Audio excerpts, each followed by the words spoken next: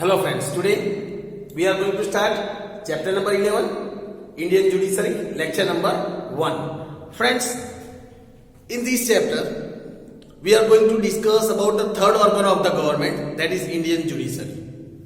Friends, in the previous lecture, that is lecture number 10, we got the information about the organs of the government, that is the first two organs of the government, that is the legislature and the executive. Friends, we studied in detail about the legislature, that is Lok Sabha, Rajya Sabha. We discussed about the president, vice president. Friends, we discussed about the political executive, administrative executives. We discussed about prime minister, chief minister, governor. We discussed about all these things in detail. Friends, after discussing about the executives, we also discussed about the executive level at the local self-governance, that is at local level. We discussed about the Panchayat Raj.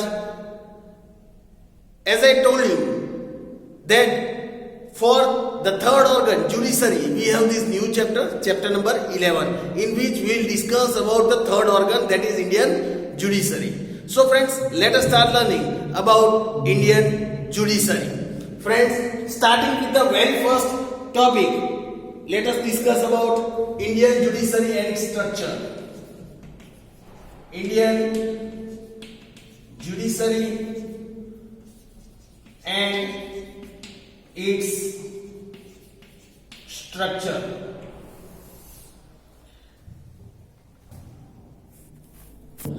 Let us discuss about Indian Judiciary and its structure, starting with Indian Judiciary. Let us understand about Indian Judiciary first.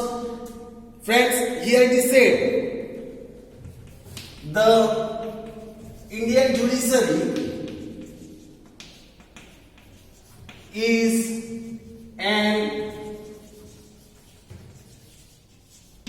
independent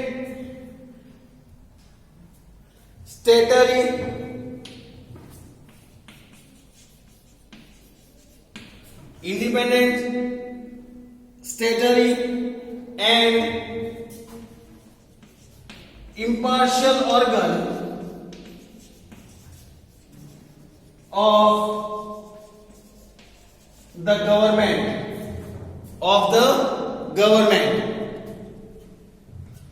The judiciary provides justice to, here friends, we discussed that judiciary provides justice to people and punish and also punish offenders of the law and also punish the offenders of the law. The Constitution of India, has made provisions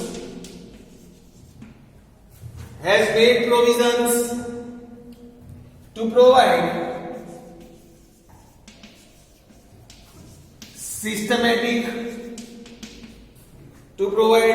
systematic, organized and uniform justice through the judiciary. Friends, here in the introduction part, we have clearly understood that what is the work of judiciary. Judiciary provides justice to the people and also the punishes the offenders who has broken the law. The Constitution of India has also made certain provisions to provide systematic, organized and uniform justice to all the people through this judiciary. Now friends, after learning the introduction about judiciary, let us learn about its structure. Now about the structure of Indian judiciary.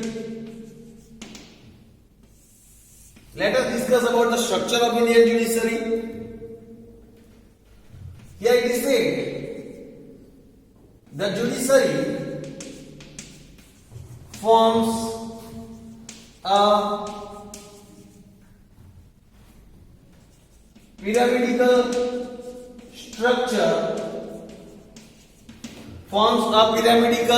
structure. Let us see which type of pyramidal structure is seen. Here, if we talk about the pyramidal structure, it is like in this form. At the top, we can see the Supreme Court. At the top of this pyramid, we can see the Supreme Court. At the middle, we can see the High Court. In the middle, we can see the High Court. And at last, we can see the subordinate court.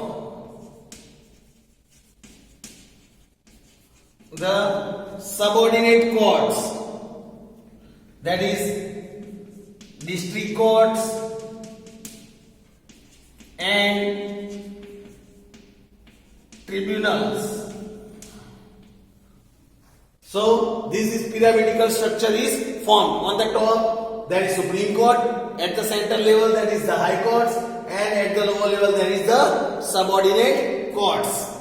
Now let us discuss about one by one. Here, if we talk about the Supreme Court in the short, here it is said, it is also known as the apex court or the court of records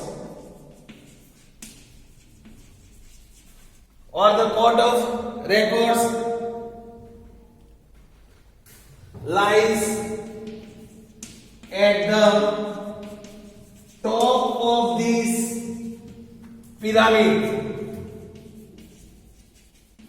At the top of the pyramid lies the Supreme Court, which is also known as the apex court or the court of records. The Supreme Court is the highest court of India.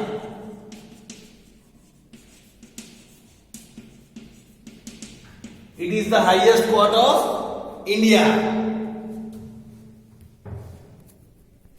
Now, secondly, the High Court.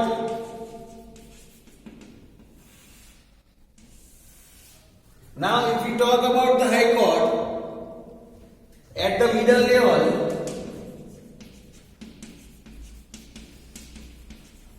there are High Courts. At the middle level, there are High Courts. Majority, all states have a High Court.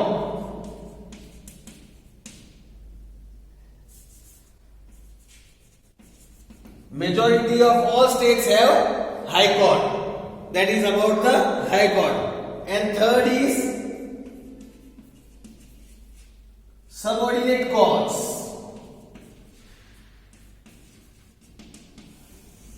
Third is about subordinate courts, or we can say the lower courts.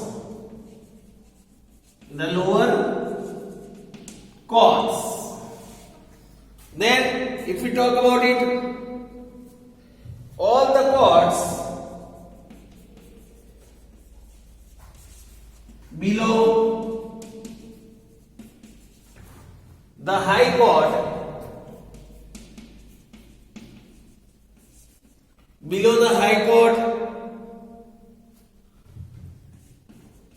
are called subordinate courts. All the other courts that are below the High Courts, they are known as subordinate courts. The district courts are the first level courts. The district courts are the first level courts in subordinate courts. The district courts are the first level courts in subordinate courts. There are other courts. There are also other courts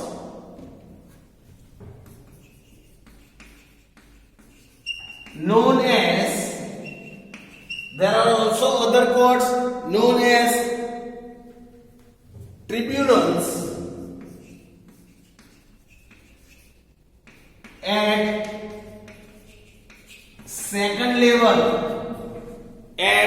second level,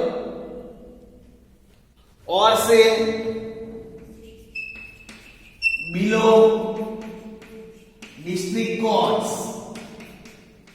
or we can say below district courts, that are subordinate courts. So friends, here was the information about the whole structure of our Indian judiciary. At the top there is Supreme Court, at the center there are High Courts, and at lower level there are the subordinate courts. Now let us understand about the importance of judiciary. Friends, now let us discuss about the importance of judiciary.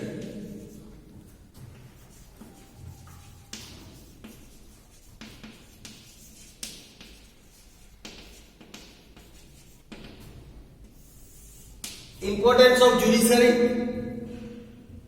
Here it is said, in importance of judiciary, first of all we will discuss about the independence of judiciary. In importance of judiciary, let us discuss about the independence of judiciary. A neutral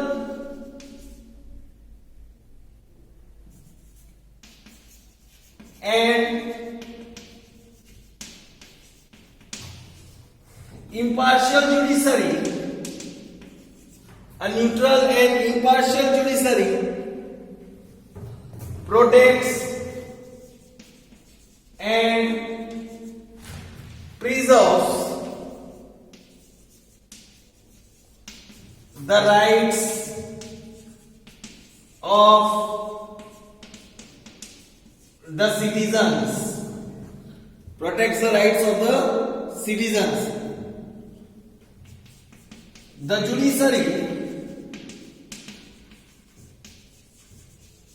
judiciary helps to solve the differences arising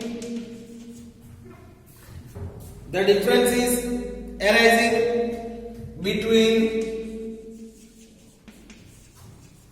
center and state,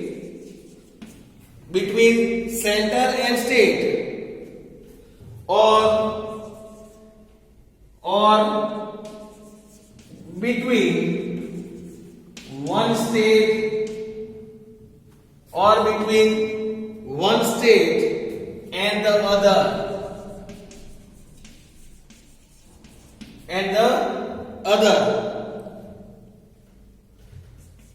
Judiciary does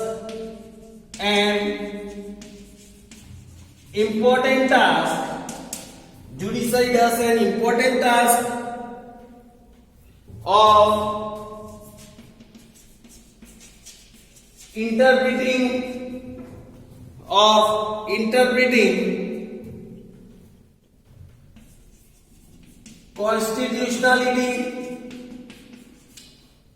constitutionality of the provisions given in a law. It does an important task of interpreting in the constitutionality of the provisions that are given in the law. By doing this,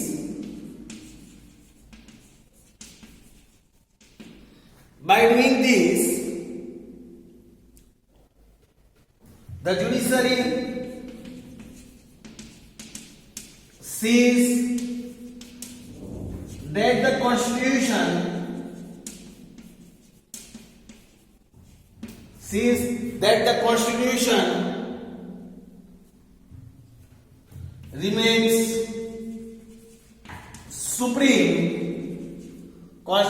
remains supreme at any given point of time. That means each and every time the constitution remains at supreme. That work is to see by the judiciary. And independent, firm, impartial and fearless judiciary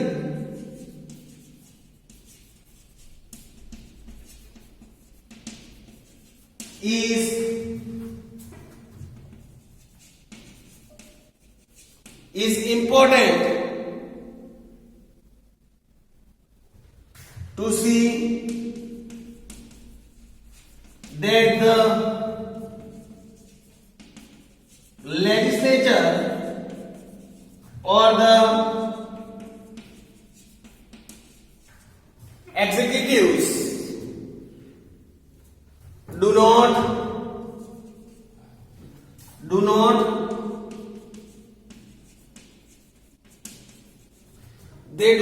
violate the constitution.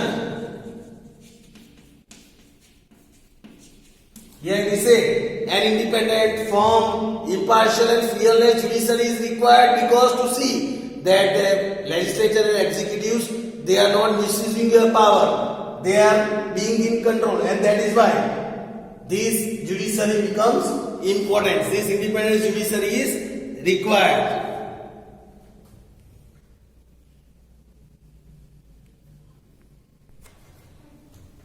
The Constitution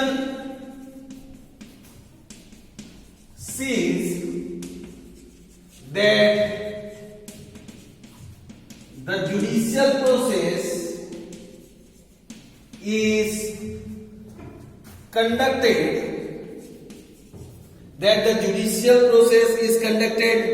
without any mistake or delay,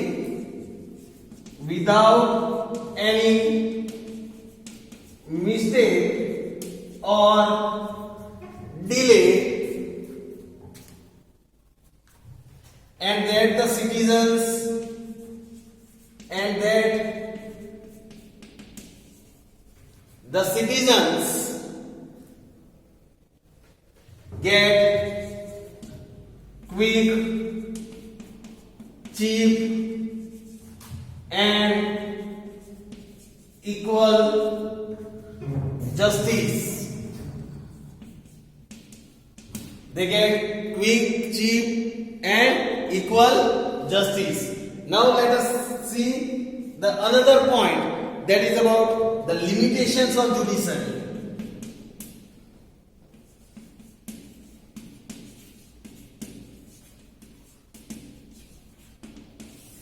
Friends, as we discussed, there are certain limitations as well. Let us see the limitations.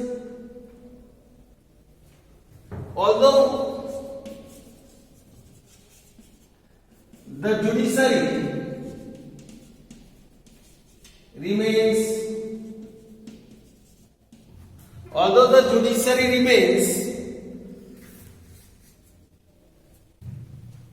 active and impartial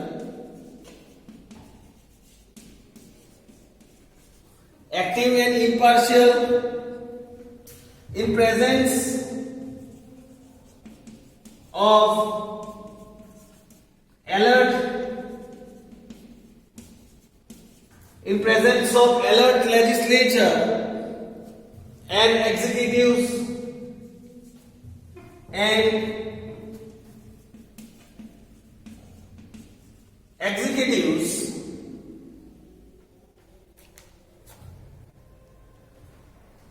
at times this may not be the case. At some time this may not be the case.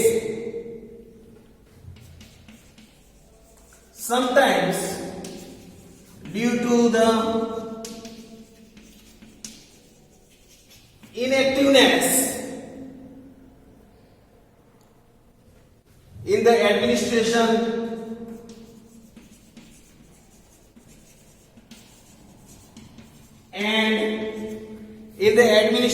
and responsibilities of the executives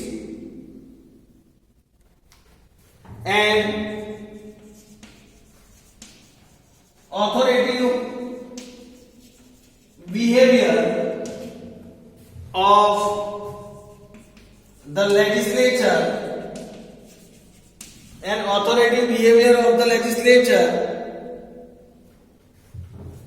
the judiciary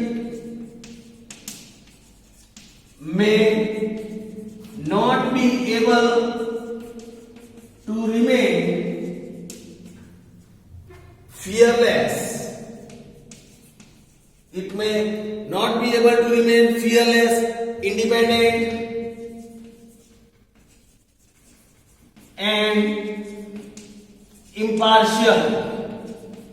It may not remain independent and impartial in some cases due to the power of executive and legislature.